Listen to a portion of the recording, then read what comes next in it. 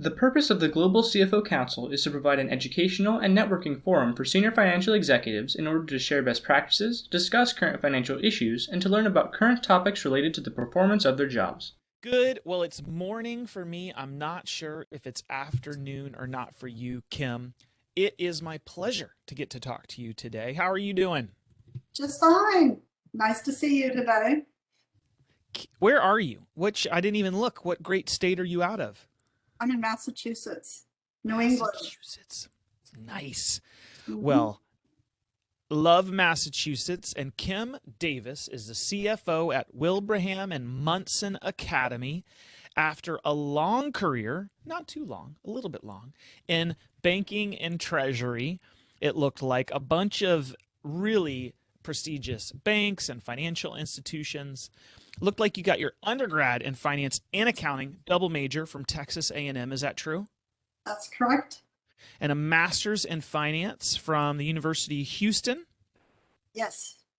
And appropriately, you're a certified treasury professional. That's right.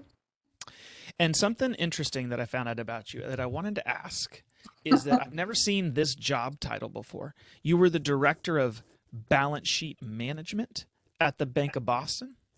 Yes, that's right. That sounds nefarious. Well, it's just kind of along the lines of the same within the finance organization there in Treasury, in banks managing the balance sheet, and everything on the balance sheet is subject to interest rates. And so a lot of what I was really doing was kind of understanding the way interest rates were going to impact our financials by analyzing the structure of our balance sheet, setting rates on our deposit products, loan products, that sort of thing. Well, very cool. I am excited to get to learn more about you. Let's start off with question number one. Kim, what is your favorite business book and why? I would say my new favorite is a book that I just read within the last few weeks. The name of it is Change, and then it has a long subtitle associated with it. So it's How Organizations Achieve Hard to Imagine Results in Uncertain and Volatile Times. Long name. I like just saying Change.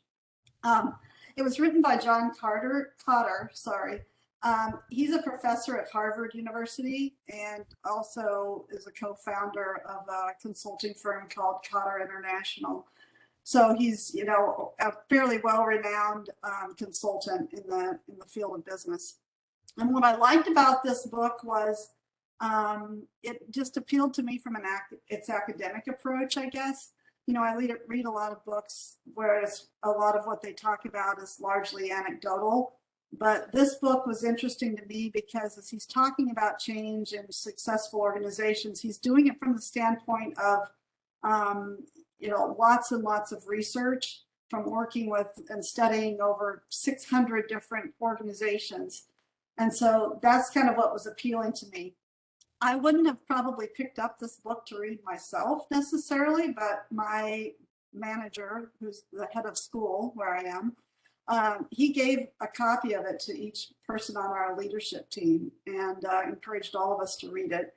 And that's kind of what got me interested in it in the first place. And I found that it was just had a lot of good thoughts toward what we need to do in these times, especially during COVID and all of the change that we're, subject to. John Cotter actually wrote this during COVID. And so he kind of even talks about the importance of this now and looking at why people struggle with change and what can you do within your organizations to drive successes and failures. So, I liked that a lot. And it was interesting because, the hallmark of the Harvard Business School is case study method of learning.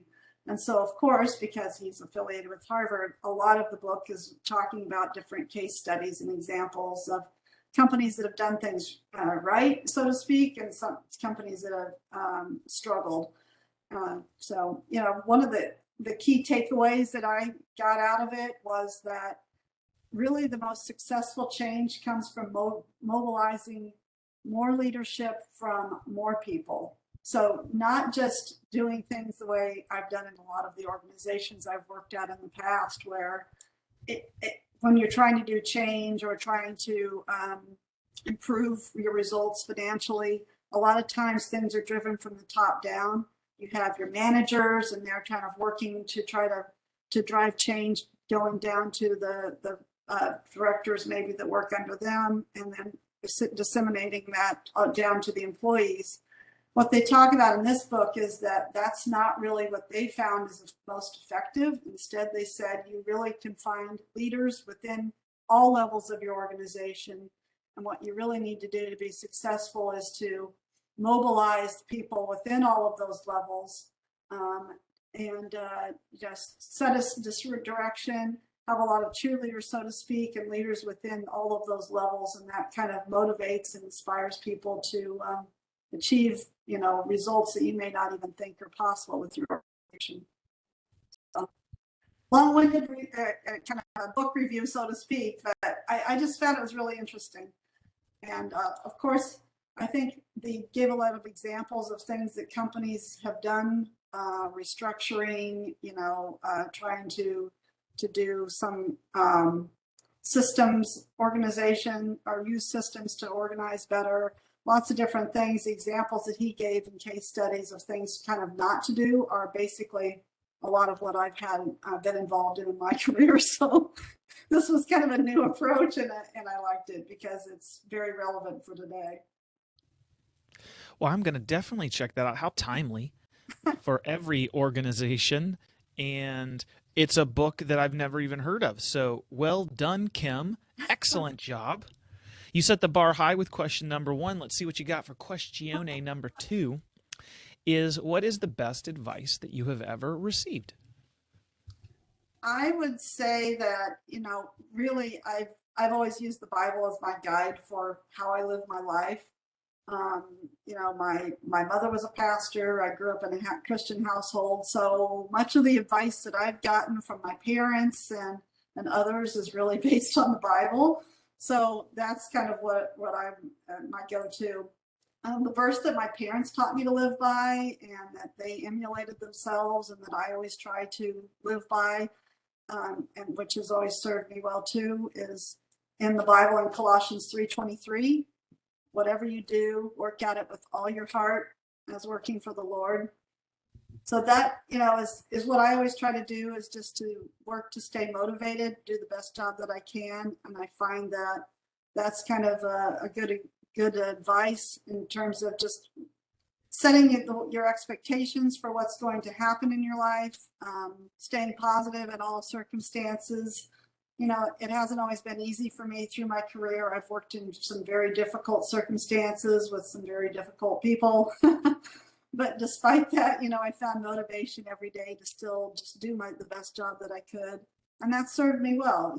It's helped me to have promotion in the workplace, but also just having the pride of doing it, having a job well done, and knowing that, I'm not going to give up. I'm always going to show people that that's important to me, to be honorable and to, as I said before, do a good job. And while I'm doing that, trying to work to the best of my abilities and to do the best job that I can. Many times I've been praying for circumstances to change because maybe it was just difficult to get through, and that's usually what's happened in my career. So, that's the best advice, I guess I would say, that I've had. Amen. What a great life verse. Well done. All right, Kim, that's 2 in a row. I got big expectations here now. What is a tool that you've recently started using, or a habit that you've recently picked up that you have found beneficial? That one I kind of laughed about as I was thinking about it, because I work in a nonprofit where, as I was trying to think about what tools have we recently started using, well, Excel was practically a tool here that people that I in the business office didn't even know how to use when I came to work here. So Excel would be an unusual tool for people here. But I shifted to thinking about it more about what I found beneficial for myself. Something that I recently started doing is more audio learning, I guess I would characterize it as, listening to podcasts and audiobooks. And I know that that isn't new to most people. You know, those tools have been available for a long time, but it's something that I hadn't been using until really in the past few years. I like to learn and to read. It's always important to me to continue to be in the learning education. That's part of the reason I'm in an education environment now. But most of my career, I've worked in like major cities while living in the suburbs. So I've had like long commute times so that I could read. So, you know, I could read the Wall Street Journal, Financial Times, research journals and articles. They were always part of my daily reading while I was riding on the BART train into San Francisco, or the commuter rail, or the T into Boston, or a park and ride bus into Houston, all the major cities that I've worked in. You know, I could read while I was commuting for the hour each way. And now I live in New England, a smaller town. The school that I work at, I'm a short commute, 20 minutes of driving into my office. And so I kind of lost a lot of that time that I had been spending reading a lot. And so, you know, I like to listen to music and sing, but I wasn't really finding much time to read. So when I started kind of getting into podcasts and audiobooks, now I can listen to Marketplace or the Wall Street Journal podcast while I'm commuting, or inspirational podcasts, you know, different speakers that I like.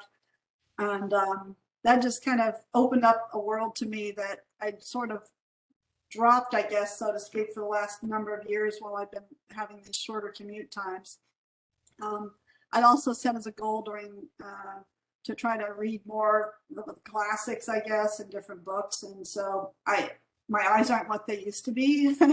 I work long hours, and so it's difficult for me to read books in my leisure time. My eyes are just tired at the end of the day from staring at a computer screen. So I found that I really prefer to listen to audiobooks.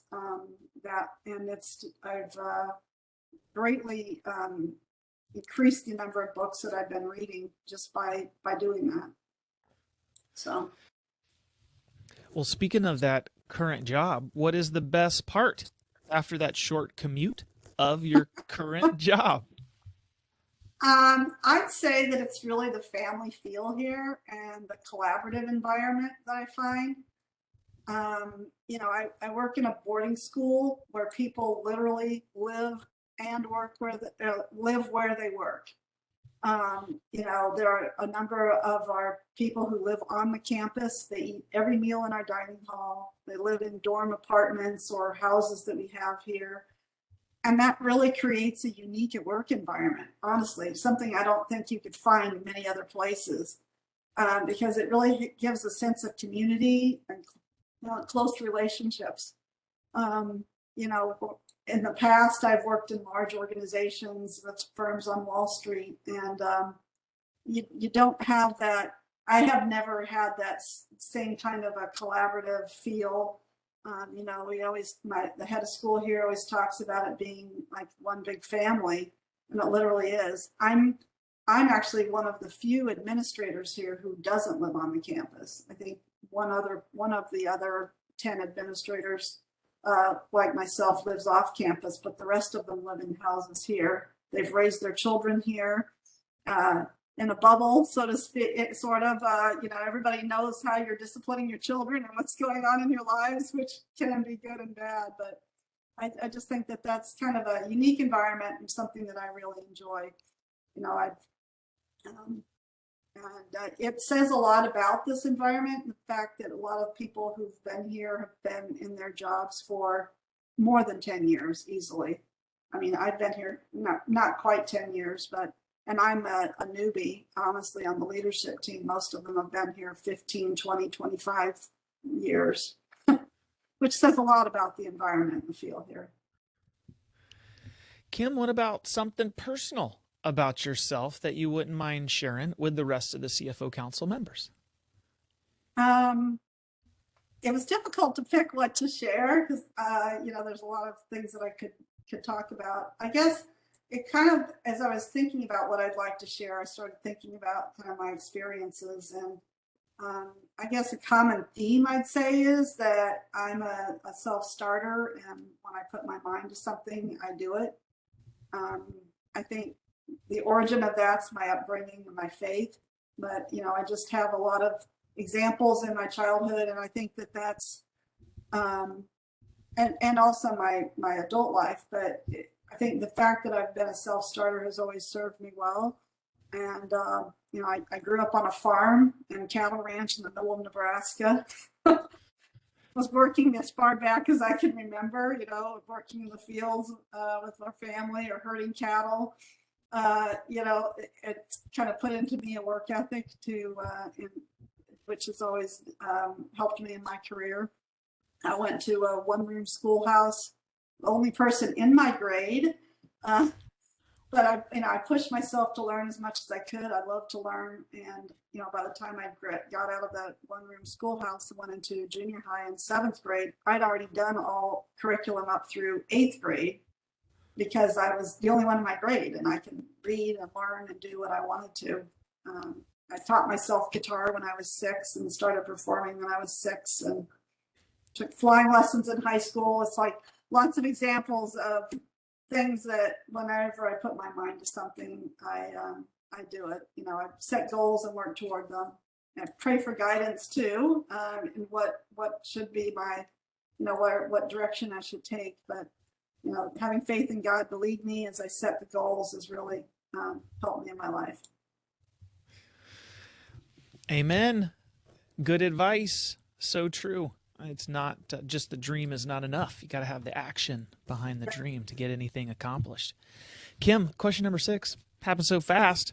Last question. What is something that I should have asked you, but I didn't? And what is your answer to that? This kind of goes in line with the book that I was talking about earlier. I think a good question right now is, has the CFO role changed in the past few years? And, if so, how is it different?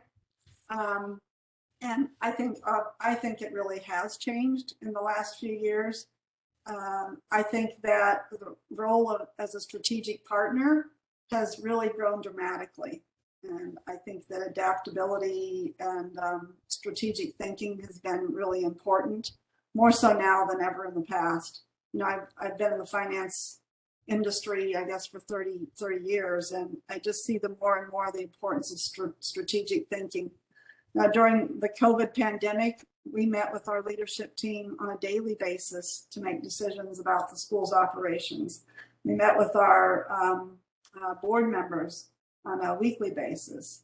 And a lot of the times it wasn't the full leadership team, but it was me as the CFO and our head of school working with the board to kind of help drive and think about what we needed to do. So, being at the table as a strategic thinker and leading direction, I think that's been something that's evolved in the past few years. I heard a speaker the other day that said something which I think was so true, that the CFO used to be known as the CF no, and because of all the times they had to say no, and thought of as a person who was kind of behind the scenes. It used to be that you'd be told, we've made this decision, now make it happen. The board would make a decision and say, here's the decision. Now you as the finance person figure out how we do this. But now I think the CFO is actually sitting at the table and being a part of those discussions and adding to the decision-making process. So I think that's, helped elevate the leadership level and the importance of CFO role. Yeah, absolutely. And I think those CFOs make more money.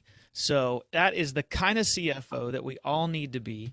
And love this conversation. Great nuggets of information. Kim, I can tell you are one of those strategically focused CFOs and senior financial leaders. I saw some themes here around taking action, showing initiative, pouring your whole heart out while pursuing those goals, and a learner, a lifelong learner. So what a great time, what great information. And I thank you very, very much for taking some time and speaking with me today. No problem. I've enjoyed it. Have a great day. Thank you. You too.